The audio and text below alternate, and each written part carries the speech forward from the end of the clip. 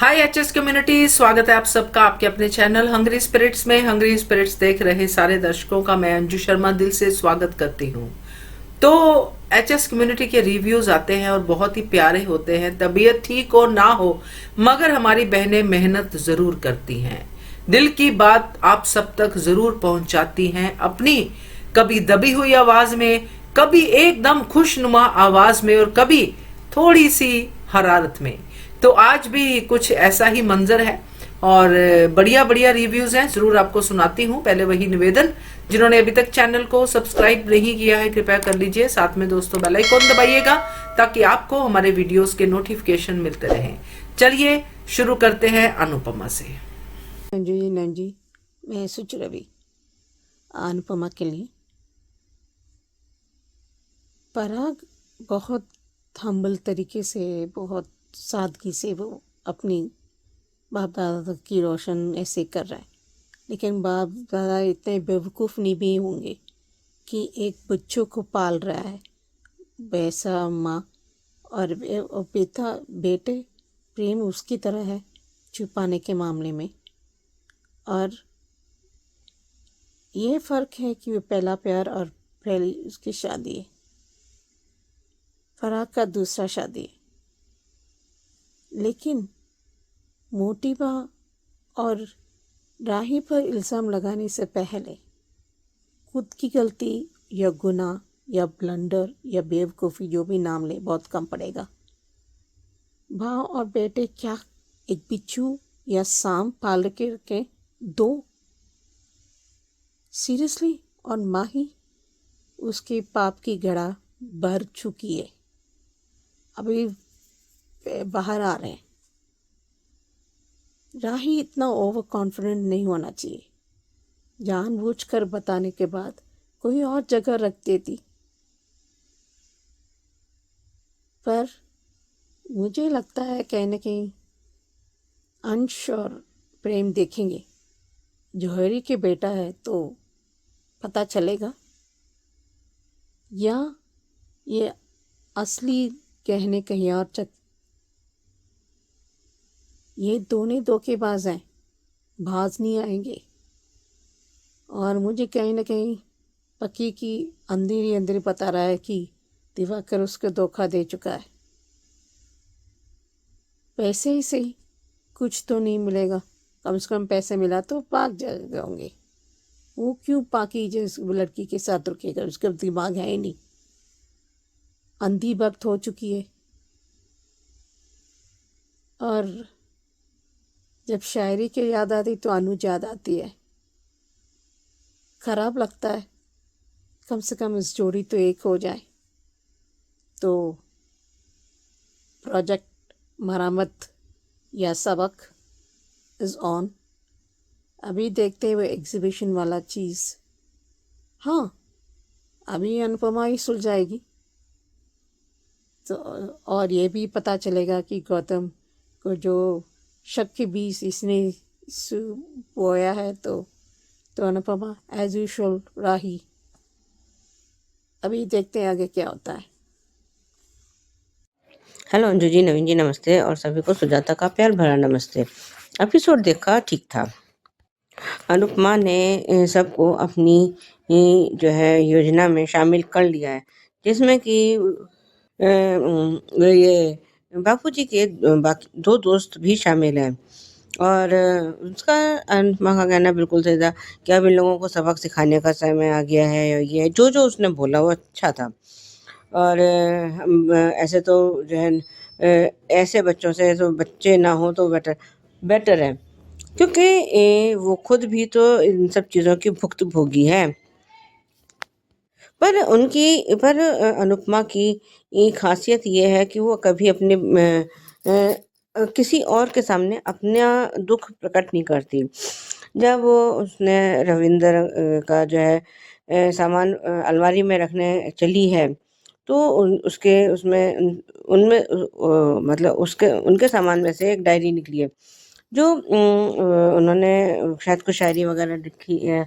और उन्होंने वो कह रहे थे कि मेरा तो मन था कि मैं अपने उसके लिए एक वो किताब छपवाऊँ, ये करवाऊँ। तो कह रहा आप क्यों नहीं करेंगे? और कह रहे पहले कह रही है कि पहले तो मुझे ये शायरी और कविता वगैरह समझ में नहीं आती थी, पर अब आने लगी है।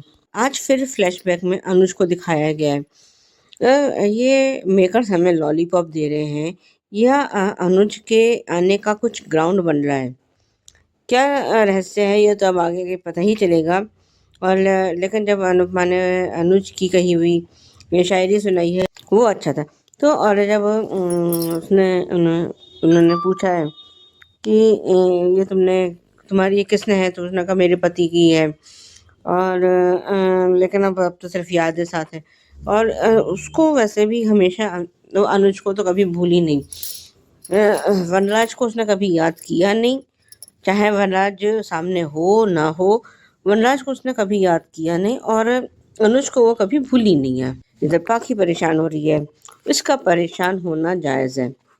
और जायज़ क्या है, मतलब ये मतलब इसको अब अपने कर्मों का फल मिलने वाला है।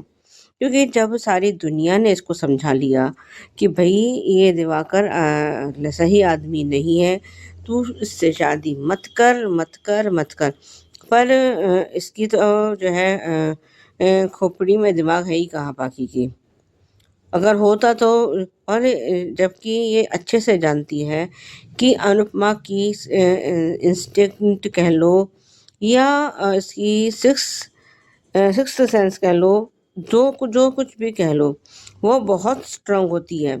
और वो बहुत कम ऐसा होता है कि जब वो किसी आदमी को या किसी को भी वो परखने में चूक कर जाए, वरना उसके 95% बात कही हुई बातें और लोगों को पहचानना वो बिल्कुल सही बैठता है। और उसने हर बार और ये तो वैसे भी ये जो है दिवाकर का सच तो जानती थी जब वो राही के उसके पीछे पड़ा था। ये तो यहाँ तो उसको सारा सच पता था, फिर भी और कितना समझाया था इसने पाखी को, पर मूर्ख आनंद को समझ में आए तब तो। खैर, इधर सब लोग उधर कोठारी हाउस में सब लोग खीर वीर खा रहे हैं और सब लोग बड़े खुश हैं। कह रहे आज जब परी ने कहा कि मैं एक बात कहना चाहती हूँ, तो उसने मतलब फरा कोठारी और अनिल के लिए जो बोला अच्छा था। वो कि I am proud of you, मतलब जो भी उसका बोथ ऑफ यू या जो, तो अच्छा था। भाई अगर जैसे माँ बाप बच्चों पर प्राउड फील करते हैं, तो बच्चे भी तो अपने माँ बाप पर प्राउड फील कर सकते हैं। ऐसा क्यों नहीं हो सकता? अ, और जब किसी ने पूछा है माही और गौतम के लिए, तो अगर वो दोनों की तबीयत खराब है। एक तो किसी का दिमाग में की इतनी बत्ती नहीं जली कि जो है दोनों की एक साथ तबीयत कैसे खराब हो सकती है। उधर गौतम जी चल दिए हैं वो उनके उसमें सेफ मैसेज ज्वेलरी बदलने। और वो कह रहे हैं कि हम जो है पता नहीं क्यों अ, मुझे ऐसा लग रहा है कि अब की बार ये फिर मात खाएगा। और ये अगर इसके इनकी ये क्या कहते हैं सारी ज्वेलरी बिक गई और ये एक झटके में इनको सारे अब इसके पैसे दे के अगर घर से बाहर निकाल दें तो ज़्यादा अच्छा रहेगा। फिर ये क्या करेंगे? और फिर माही ने अपना नाटक खेला जब राही अपने कमरे की तरफ मुड़ी है और खैर मेरे को उठा, अभी कैसे तुम ये मत समझना, वो मत समझना, अरे कोई तुम्हें कुछ नहीं समझ रहा। तुम इस घर में सिर्फ एक कूड़ा-करकट से ज़्यादा वो भी बदबूदार, इससे ज़्यादा तुम्हारी और गौतम की कोई हैसियत है भी नहीं इस घर में। जहाँ रहेंगे वहाँ सड़ांध ही फैलाएँगे। जब अनुपमा ने राही को वीडियो कॉल पे सब कुछ बताया है, तो वो कह रहे कि मैंने भी तो आपके साथ बहुत बदतमीज़ियाँ की हैं, ये है। और इन दोनों का कन्वर्सेशन भी अच्छा था। उधर ये अनुपमा उनके घर के बाहर खड़ी है, बापूजी और इनके दोनों दोस्तों के साथ। और वो दोनों दोस्त मुझे ना सिर्फ वो बार-बार अपने उसकी आस्तीन ऊपर कर रहे हैं, कह रहे हैं हमें मार-पिटाई नहीं करनी है, हमें कुछ नहीं करना है। और वो अब देखते हैं उनका क्या वो है प्लान अनुपमा का, ये तो अभी वक्त बताएगा, क्योंकि अभी मेरे को तो समझ में आया नहीं है कि ये वहाँ पे खड़े होकर करना क्या चाहती है। ये देखते हैं। और बहू भी और ताला लगा के चली गई। जैसे जिससे कि कोई ये ना समझे कि कोई घर के अंदर है। तो लेकिन जबकि इसकी सास तो घर में है ना, फिर ऐसा क्यों? मतलब घर में सिर्फ ये है कि अपनी सास को उसने नौकरानी बना के रखा हुआ है घर के काम करने के लिए। अगर कल को इसके भी तो हो सकता है इसकी भी आगे औलाद हो, इसके भी तो बच्चे हों, और अगर वो लोग भी अपने जब ये खुद बूढ़े हो जाएंगे, इनकी भी तो उम्र बढ़ेगी और वही हाल ये इन लोगों का करे, तब क्या होगा? क्या ये झेल पाएंगे ये लोग? ठीक है, वही पुराने वाला था। आज के लिए भी बस इतना ही। धन्यवाद। Hello Anshu ji, Naveen sir and all my friends, मैं ख्याति। आज का एपिसोड देखा, सच में अच्छा लगा। आज का भी जिस तरीके से अरविंद अंकल कह रहे हैं कि तुम लोग मेरी वजह से क्यों परेशान हो रहे हैं, तब धीरज जी का कहना कि दोस्त के लिए सब कुछ कर सकते हैं। उन्होंने शादी नहीं की और ना ही उनके कोई बच्चे हैं, इसलिए वो सुखी है, उनका कहना है अपने जीवन में।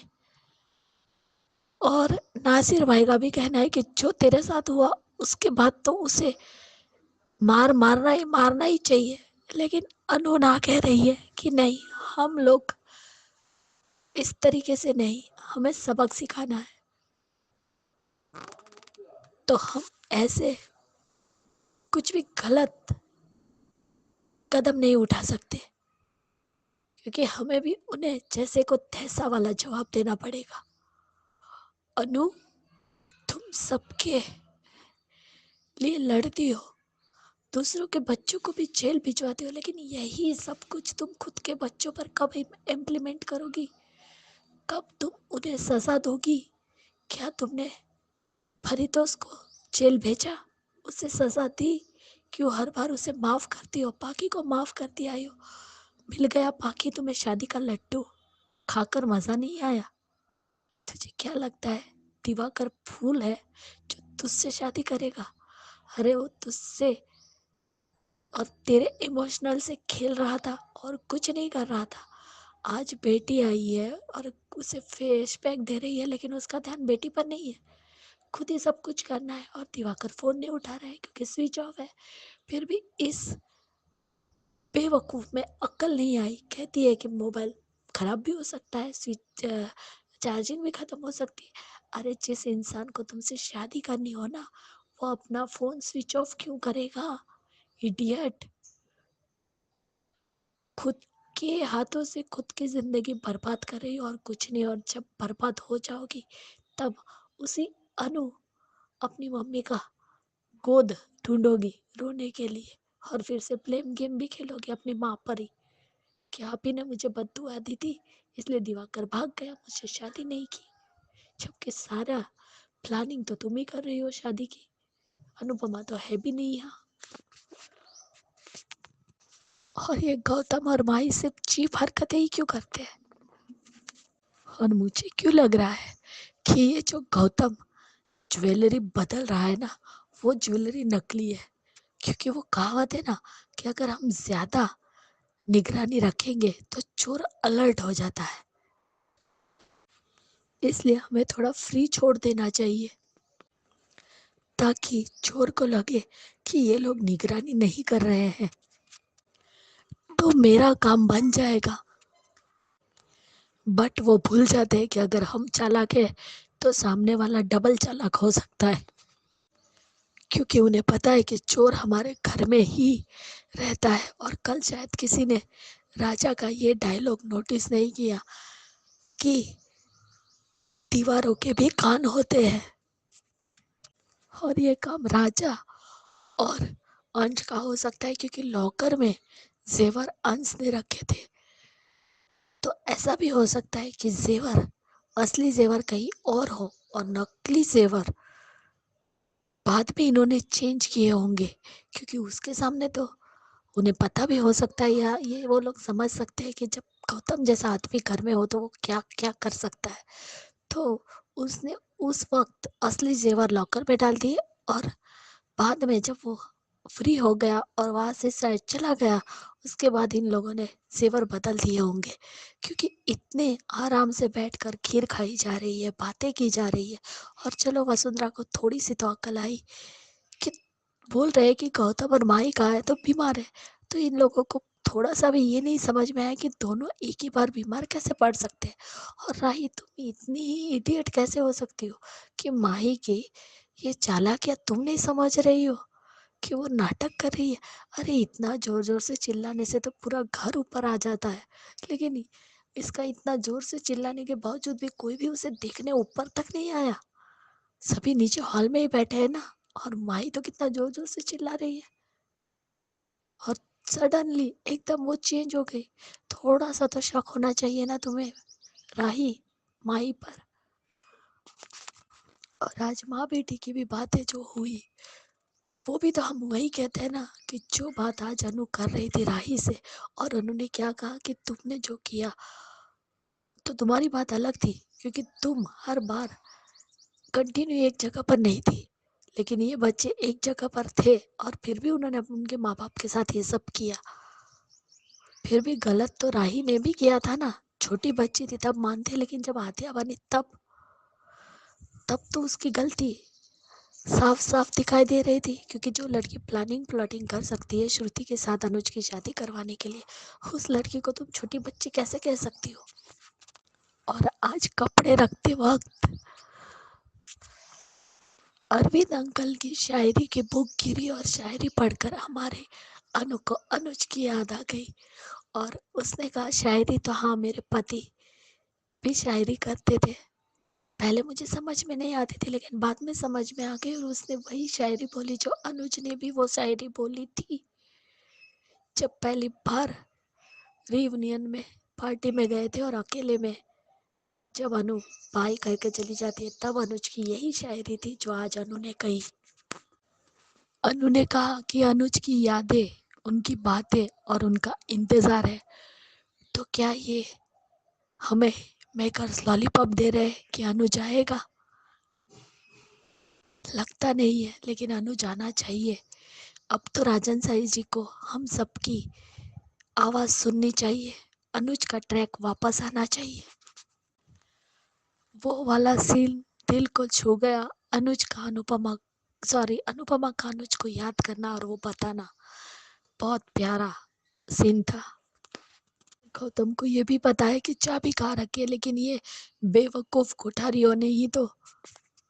बिल्कुल करेक्ट कहा आपने सुचि जी की, बिल्कुल अपने पिता पराग की तरह है प्रेम, बातें छुपा लेता है, छुपाने के मामले में आपने कहा है। और वही पराग ने किया है अपना पहला प्यार रजनी की बात को छुपाया है ख्याति से, और प्रेम अपने पहले प्यार से उस रात की बात छुपा रहा है जो प्रेरणा ने उसके साथ किया है। तो छुपाने के मामले में बिल्कुल आपने सही कहा।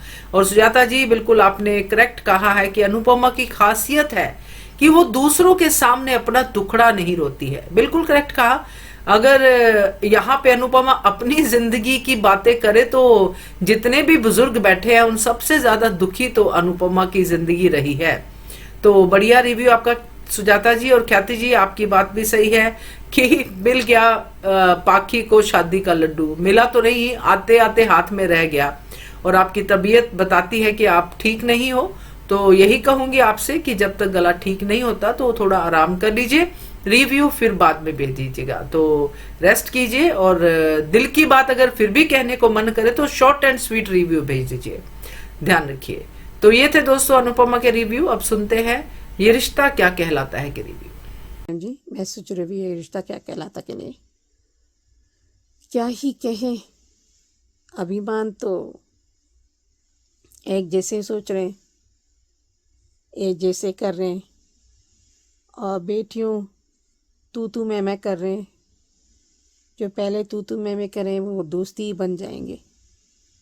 और मैं सीट ले लूँ, वो डायलॉग अच्छा था, लेकिन वो थक जाएंगे इस तू मैं का। तभी हॉस्टल का खाना क्या घर का खाना कितने बेहतर होता है, तभी उनको खाने की अहमियत पता चलेगा बच्चों का। मैं समझती हूँ हॉस्टल की ज़िंदगी इतना आसान नहीं रहता, माँ बाप से अलग रहना, तभी माँ बाप की अहमियत समझना, अपनी दोस्तों से एक साथ रखना, बनाए रखना, अपने काम करना, ये आसान नहीं है। हर किसी की हॉस्टल ज़िंदगी सूट नहीं करता और हर ज़िंदगी सूट करता है, ऐसा कुछ नहीं है। हर बच्चा अलग होता है। जब जिम्मेदारी उठानी भी चाहिए और मदद करना चाहिए। पर आजकल के जनरेशन बच्चे, आई मी माई सेल्फ, बहुत कम बच्चे हैं ऐसे सोचते हैं मदद करने के लिए या बैलेंस कर पाए या ऐसा कुछ सोचे। अभी देखते हैं, ज़्यादा कुछ हुआ नहीं, लेकिन ये सीन बहुत अभी आमने सामने आ चुके हैं। तुम दोनों गुस्से, ऑफ कोर्स 1 सेकंड तो होता ही है फ्लिकरिंग, जो एहसास होता है, फीलिंग्स होती है, भर के आती है। फिर उसके बाद जंग ऐलान हो जाता है। अभी आगे कहानी आती है, जल्दी से स्पीड अप, देखते हैं आगे क्या होता है। Hello Anshu ji, Naveen sir and all my friends, मैं ख्याति। आज का एपिसोड देखा। आज यही दिखाया कि दोनों ही माँ बाप अपने अपने काम में ही मसरूफ रहना चाहते हैं, ताकि दोनों को उनकी बच्चियों की याद ना आए। अरमान भी अपने घर में नहीं जा पाया और ना ही अबीरा अपने घर के अंदर जा पाई। उसने भी गैरेज का 2 दिन का काम एक ही दिन में सारा कर दिया। जैसे काका ने भी कहा कि कब से तेरी काकी खाना रख के गई है, तो खाना तो खा ले। तब इन्हें भी याद आ रहा है कि हमारे बच्चों ने खाना खाया या नहीं खाया, लेकिन ये कैसा खाना दे रहे हैं क्या हॉस्टल में, कि ना पुख्ती से खाया जा रहा है और ना ही मायरा खा रही है।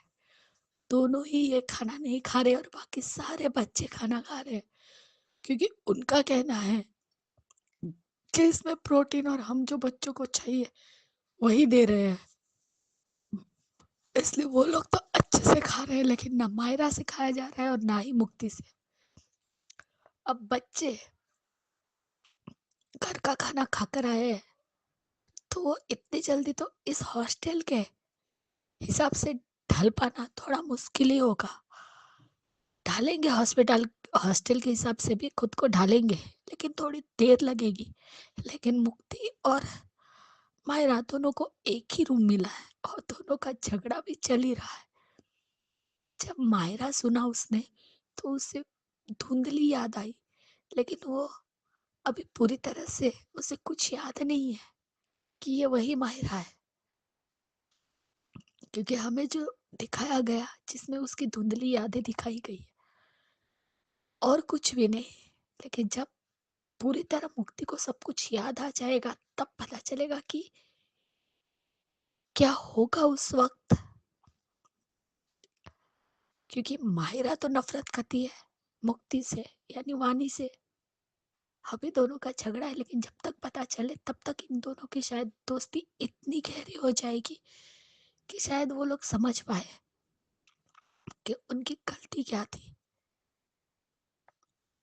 या दोनों इस सिचुएशन को कुछ अलग तरीके से भी प्रेजेंट कर सकते हैं। बच्चियां है दोनों, और यहाँ पे लो प्रीकेप में दिखा भी दिया। आ गए अरमान और अभिराम आमने सामने।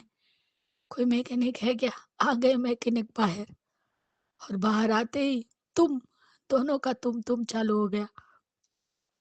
अब देखते हैं कि क्या दिखाते हैं इन दोनों को, कितना गुस्सा भरा है दोनों के अंदर। और जिस तरीके से आज अरमान भी ऑफिस में ही रहना चाहता है, ताकि घर गया तो उसे उसकी बच्ची की याद आएगी। और जिस तरीके से वो काम कर रहा है, तो सारे काम हो गए, लेकिन जिस तरीके से वो क्रिस को ट्रीट करता है, तो अब थोड़ा सा सही लेकिन बुरा लगता है कि गलती हुई है उसका, उसने पश्चाताप भी किया है। लेकिन हर बार एक इंसान की इतनी बेइज्जती करना भी सही नहीं है। हर बाप खड़ा खड़ा रह के तमाशा देख रहा है। तो आज क्रिस की जो भी हालत है ना, वो सिर्फ और सिर्फ संजय बंसल की वजह से, खुद के बाप की वजह से है। ना उसने अपने बेटे को खुद का चूज किया हुआ डांस का जो करियर था उसमें आगे बढ़ने दिया, और ना ही वकील का जो करियर था उसमें भी उसने सिर्फ गलती सीख दी बेटे को। तो आज बेटा बर्बाद है, उसका जिम्मेदार वही है। और यहाँ पे तानिया प्रेग्नेंट ना होने की गोलियां खा रही है, जिसकी वजह से वो मां नहीं बन रही है, और वो शायद बनना भी नहीं चाहती है। उसकी बातों से ऐसा ही लग रहा है। और काजल ने कहा कि हमें कब बच्चे का मुंह देखना मिलेगा। तो उसने सही कहा ना कि जो मायरा के साथ इस घर में हुआ है वो अपने बच्चे के साथ नहीं करना चाहती, और उसे अभी और अपने भाई के बिजनेस को आगे बढ़ाना है, इसलिए वो बच्चे के बारे में नहीं सोचना चाहती। जब करना होगा तो कर लेंगे। लेकिन एक बात काजल ने सही कही कि अगर तुम्हें बच्चा नहीं चाहिए तो ये फैसला दोनों का होना चाहिए। क्या तुमने क्रिस को कहा है कि तुम ये गोलियां खा रही हो? ये बात थोड़ी सही लगी। लेकिन बच्चा करना ना करना, ये ज्यादा हक माँ का होता है, क्योंकि तुम्हारे बेटे ने भी कुछ कम उसे परेशान नहीं किया है। बॉडी शेमिंग करता था, उसके साथ ढंग से बात नहीं करता था। तो तुम्हारा बेटा भी कोई दूध का दूल्हा तो है नहीं काजल, जो बेटे की तरफदारी कर रही हो। ठीक है, देखकर तो मजा आ गया। अब कल का भी इंतजार रहेगा, यानी आज रात का, सॉरी कल का ही। लेकिन हाँ, दोनों तरफ कॉलेज में दोनों माँ माँ बाप गए और दोनों ही एक दूसरे से छुप रहे। उसे लग रहा है कोई टीचर होगी, और अबीरा को भी लग रहा है कि कोई टीचर होगी। और उसने, मैंने कल कहा था कि वो फ्यूज निकालेगा, और आज उसने वही किया, फ्यूज निकाला था कि वो अपनी बेटी से मिल पाए। लेकिन ऐसा कुछ हुआ नहीं। दोनों ही ढूंढ रहे हैं कि उसकी बेटी का कमरा कौन सा है। लेकिन कल हाथ तो रखेंगे, लेकिन गलत बच्चियों पर हाथ रहेगा दोनों का। अब देखते हैं कल दोनों ही मिल पाते हैं या नहीं, क्योंकि जिस तरीके से वो चुपचाप आकर अपनी बेटी से मिलना भी चाहती है, तो वो प्यून और शायद टीचर को पता चल गया वहाँ कोई छुपा हुआ है, लेकिन अबीरा वहां से निकल जाती। आज भी दोनों का हिट एंड रन ही रहा। दोनों एक दूसरे से ही छुपते रहे, एक दूसरे के सामने नहीं आए। लेकिन बहुत अच्छा था आज का भी एपिसोड, मजा आया कॉलेज वाला सीन। और दोनों को ही अपनी, मायरा को अपने पिता की और मुक्ति को अपनी माँ की याद आ रही है। जैसे मायरा को अरमान की याद आ रही है, तो वैसे अरमान को भी अपनी मायरा की याद आ रही है, क्योंकि वो कभी उससे दूर रहा ही नहीं है, और ना ही अलवीरा रही है। तो मुक्ति भी उसे याद कर रही है। और दोनों बच्चों और दोनों ये जो पेरेंट्स है, चारों के हाल एक जैसे ही है। देखते हैं कल, मजा आएगा देखने में। Bye guys, good night. मिल पाते हैं या नहीं, या फिर प्रिंसिपल उन्हें पकड़ लेती है। बाय। करेक्ट सुचि जी, अब हॉस्टल में पता चलेगा खाना क्या होता है, क्योंकि पहले दिन तो खाना दोनों बच्चियों को पसंद नहीं आया है। बाकी बातें भी हॉस्टल सिखा ही देता है। तो बढ़िया रिव्यू। और ख्याति जी, आपका भी कहना सही है कि मायरा का नाम सुन के मुक्ति जो कि वानी है उसको मेमोरीज आ रही हैं। ये अच्छा सिग्नल है, बुरा सिग्नल है, ये तो वक्त बताएगा, मगर शुरुआत तो हो गई है वानी की मेमोरीज की। तो बढ़िया रिव्यू आपका ख्याति जी, ध्यान रखिए। तो ये थे ये रिश्ता के रिव्यूज। अब सुनते हैं क्योंकि के रिव्यू। नमस्ते अंजना जी, मैं सोच रही क्योंकि सात सीजन के लिए ये नोना बहुत बेशरम है। वो सोच रही है कि जो 6 साल पहले कुछ हुआ नहीं, अभी पता नहीं चलेगा। अभी सुचित्रा को पता चला है तो किसी और को पता नहीं चला। दीवारों में के भी कान होते हैं। और जिस तरह से भरपाई की वाकई काबिल तारीफ है, लेकिन अभी भी वो ठीक नहीं कर रहा। वो देव, उसको हाथ में हीरा मिला है, उसे मौका मिला है, इस हीरे को संभाले। बाप जी तो संभाल लिया था, लेकिन मुझे कहीं ना कहीं मुझे लग रहा है कि बाप जी यही सोल्यूशन निकालेंगे और जड़ से उखाड़ देंगे। पर उसको पता चलेगा जब तुलसी को पता चला है तो अभी मिहिर को ज़रूर पता चलेगा, बाल की खाल निकलेगा और ज़रूर वो फेंक देगा नैना को।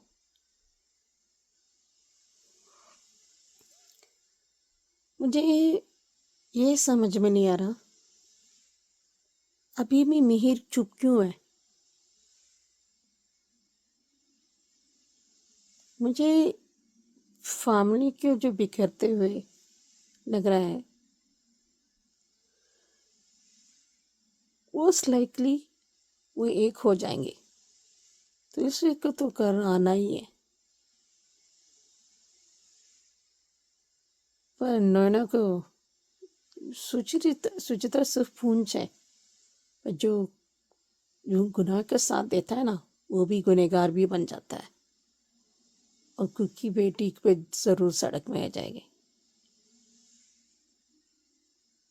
अभी देखते हैं ये बात का सिलसिला शायद उसके साथ देंगे और बात कहीं ना कहीं देव को भी लाइन में मतलब लाइन में उसका दिमाग टिकाने में लग जाएंगे और उसे सेंस अभी भी सुधर जा, मतलब उस तरह की बातें।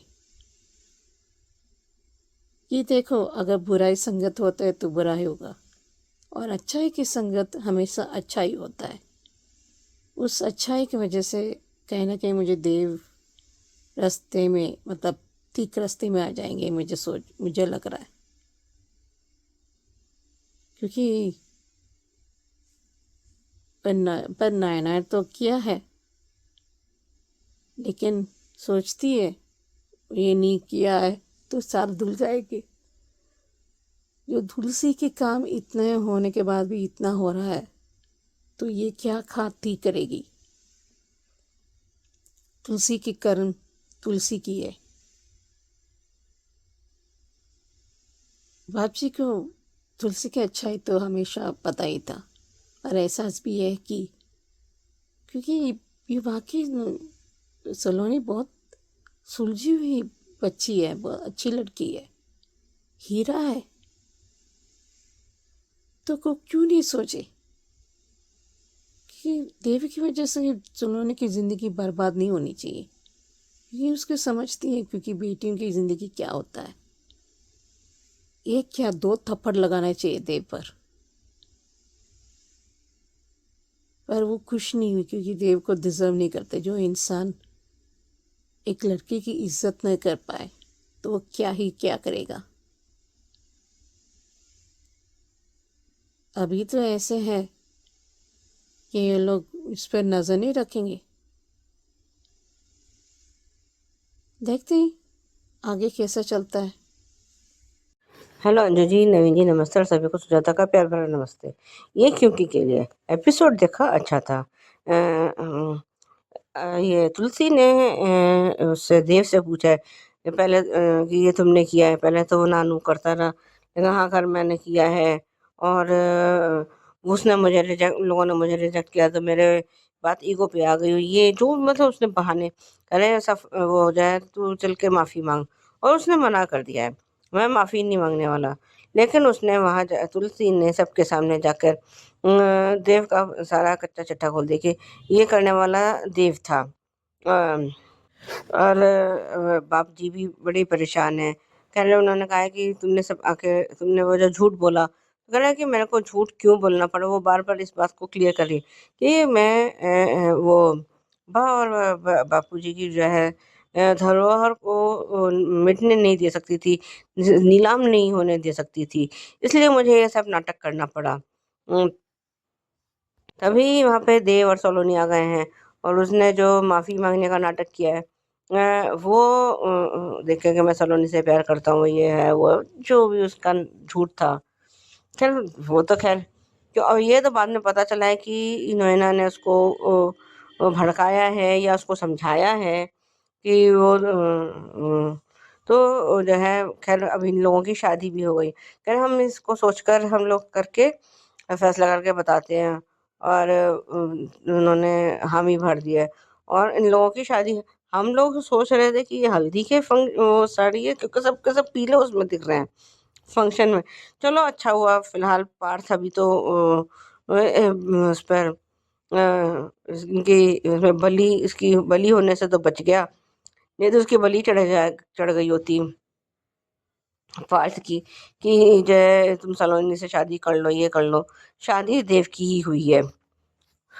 जब इन दोनों के फेरे हो रहे हैं तो तुलसी को शायद कुछ अच्छा नहीं लग रहा है या कुछ जो भी था, मेरे को सीन पूरा याद नहीं है, लेकिन बाप जी उसकी मनस्थिति को समझ गए हैं और उन्होंने कहा, तू ज़्यादा मत सोच, और कह रहे हैं कि मेरे को बहुत बुरा लग रहा है, जो भी उनके डायलॉग्स थे।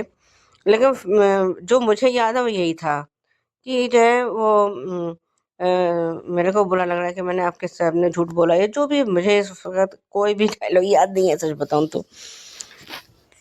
जब इनकी सारी विधियाँ हो गई हैं, शादी की रस्में ख़त्म हो गई हैं, तो जब ये लोग सबका आशीर्वाद दे रहे हैं और तुलसी के पास आए, तो तुलसी ने सलोनी को तो आशीर्वाद दिया है, पर देव को आशीर्वाद उसने नहीं दिया है और ना उसके सिर पर हाथ रखा है। लेकिन देव को इन सब चीज़ों से क्या मतलब है कि तुलसी ने हाथ रखा, नहीं रखा, क्या हुआ, क्या नहीं हुआ? हुँ। और वैसे भी उसे सलोनी छोड़ना चाहिए, तो उसको सलोनी के उसमें जो है ज़रिए पैसे चाहिए, ऐशो-आराम चाहिए, क्योंकि उसके उससे मेहनत तो कुछ होती नहीं। वो तो जैसे रणविजय है, तो रणविजय के को उससे कहाँ वो मेहनत करता है, वो उसको भी तो परी के ज़रिए पका-पकाया चाहिए था, वही हाल इसका है, देव का है। और मुझे ऐसा जाने क्यों लगता है कि इसके मन में लालच पैदा करने वाली भी नोएना ही है। अगर वो तुलसी वहाँ होती तो जो है इसके शायद संस्कार कुछ और होते, क्योंकि 6 साल में बहुत कुछ बदल जाता है। और इधर ये नोएना और सुच्चू बातें कर रहे हैं, कह रहे हैं कि मैंने ये करा, मैंने जो है मैंने ही इनको बाबूजी को वो करा था, ये बात कोई नहीं जानता, मैंने उनको तलाक के कागज़ भेजे थे और मैंने उनको फ़ोन करके बताया था।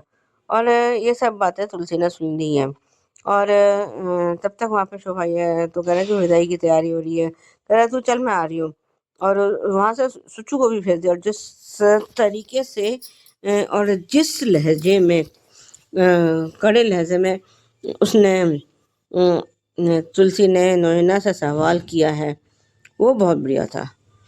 और उसकी मेरे ख्याल में तो अब तो हवा टाइट हो गई होगी और होनी भी चाहिए, क्योंकि एक तो मतलब ये गलत करो और उसके बाद जो है सीना तान के घूमते रहो, ऐसा नहीं होता है। अगर वो जब पूछ रही है कि तुमने ऐसा क्यों किया, क्यों रहा, क्यों तुमने तुमने ये सब क्यों करा, तो कि तुम इतनी भोली तो नहीं, कह रहे भोली-वोली तो खैर मैं हूँ या नहीं हूँ, तुम्हें इतना भी ना समझ में आया कि मैं ऐसा क्यों करा। खैर अब देखते हैं कि मुझे तुलसी ने भी कहा है, मुझे पता है कि तुम्हारे अंदर जो है वो इनसिक्योरिटी आ गई है कि कहीं मैं तुम्हारी जगह ना ले लूँ, पर मैं नोएना नहीं हूँ। ये कितनी बार तो बोल चुकी और वो कितनी बार बोलेगी, हर बात को रिपीट थोड़ी ना करती रहेगी कोई। और जो प्रीकैप हमें दिखा रहे हैं, अब मुझे लगता है कि इसका मिहिर और नोएना का सच भी ये वाला बाहर आने वाला है कि उस रात इन लोगों के बीच में कुछ हुआ ही नहीं था। और अगर ये मिहिर को ये बात समझ में आ गई और पता चल गई, उस दिन तो नोएना जो है ना, मेरे ख्याल में घर से तो क्या इस शहर से भी वो बाहर फेंक दी जाएगी। Hello Anshu ji, Naveen sir and all my friends. मैं ख्याति कल का एपिसोड देखा, सच में नोएना ने इतना घटिया काम किया है, लेकिन खुद को क्या समझती है तो पता नहीं। अभी भी देव को भड़काना उसने खत्म नहीं किया है। जिस तरीके से तुलसी ने उसे थप्पड़ मारा और कहा कि तू चल के सबको सब कुछ बताएगा, तो मैं नहीं बताऊंगा। अरे ओ इडियट, तू लड़के की जात है, तुझे कोई कुछ नहीं कहेगा, ना तुझसे कोई सवाल पूछेगा। अगर ये रिश्ता टूटा तो सिर्फ लड़कियों को ही सवाल किया जाता है और उन पर ही उंगलियां उठती है, लेकिन इतनी सी बातें समझ में नहीं आती है। तो सिर्फ नैना के हाथ का पट्टू बनकर रह गया है, उसके इशारों पे नाचने वाला बंदर। वो जैसा कहेगी वैसा करोगे। अगर उसने कहा तुम कुएं में कूद जाओ तो कुएं में भी कूद जाना, क्योंकि वो तो यही कर रही है ना। क्योंकि तुलसी ने कहा कि मैं कहती हूँ कि और तुम्हें पता है कि अगर बात मेरे घर की शांति निकेतन की होगी तो मैं चुप नहीं रहूंगी, मैं सबको सच बता दूंगी। इसलिए वो सच बताने जाती है बाप जी को, और उसने बता भी दिया कि जो कुछ भी किया है वो देव ने किया है। इसलिए वो माफी मांग रही थी, लेकिन देव को यहाँ भी वर्षा ने, सॉरी, जिस तरीके से नैना ने उसे गलत सीख दी है और समझाया है कि उसके बताने से पहले तुम जाओ और सलोनी को बता दो सच, कि उसने ये सब क्यों किया, तुमने ये सब क्यों किया, ताकि वही अपने घर वालों से बात करे। और वैसा ही हुआ, क्योंकि आवाज सलोनी ने ही उठाई थी ना कि मैं उसी से शादी करूंगी। इसने क्या किया है, सिर्फ फेरे घूमने के अलावा कुछ नहीं किया देव ने। लेकिन खुद को तो ऐसा समझता है जैसे वो बहुत ही पैसे वाला हो और वो काम करने वाला बंदा है, जबकि सलोनी को तो अब सच पता चलेगा कि उसका पति कोई काम धंधा नहीं करता, सिर्फ दिन भर बैठने का ही काम करता है। तुलसी ने सही कहा बाप जी को कि आपने ये शादी के लिए हाँ क्यों कही, जबकि उन्हें हाँ नहीं करनी चाहिए थी। जो चेतावनी तुलसी ने बाप जी को दी है, जिस पर उन्होंने अमल नहीं किया और अपनी पोती के हाथों वो मजबूर हो गए कि जब पोती ही प्यार करती है इसलिए उन्होंने हथियार डाल दिए, तो ये आगे चलकर बहुत ही घातक साबित होने वाला है बाप जी के लिए। क्योंकि देव सिर्फ पैसों का लालची है और कुछ नहीं। हाँ, हम रणविजय से उसकी कंपेयर नहीं करेंगे, क्योंकि रणविजय एक अलग टाइप का मटेरियल है। उससे तो सिर्फ वीरानिस की प्रॉपर्टी भी चाहिए थी, और उसे परी को मारना पीटना तो वो एक अलग ही बात थी। लेकिन पैसों का लालची तो वो भी था, उसे पूरा मिहिर का एम्पायर चाहिए। लेकिन इसे ऐसा कुछ नहीं चाहिए, जो उसे पैसे देगा वो उसकी तरफ से बोलेगा। ऐसा आदमी है ये। और सच में सुचित, ये सोचो कैसी अपनी बहन को समझाने के बजाय अब उन्हें दोनों की बातें हो रही है। कि एक पल के लिए तो मैं डर ही गई थी जब वापसी को तलाक के बारे में और दूसरी औरत के बारे में पता चला तब। लेकिन अब सब कुछ ठीक है। लेकिन उनकी बातें अब तुलसी ने सुन ली है, और उसने कहा कि तुम गिरी हुई तो थी ही, लेकिन और गिर गई, और नाटक करके तो तुम आई थी ना। दोस्त बनने का नाटक किया, फिर बाद में उसी के पति पे डोरे भी डाले, और फिर पति से दोस्ती कर ली। वाह नैना, खुद के गिरेबान में झांक कर देखो कि तुमने क्या किया है।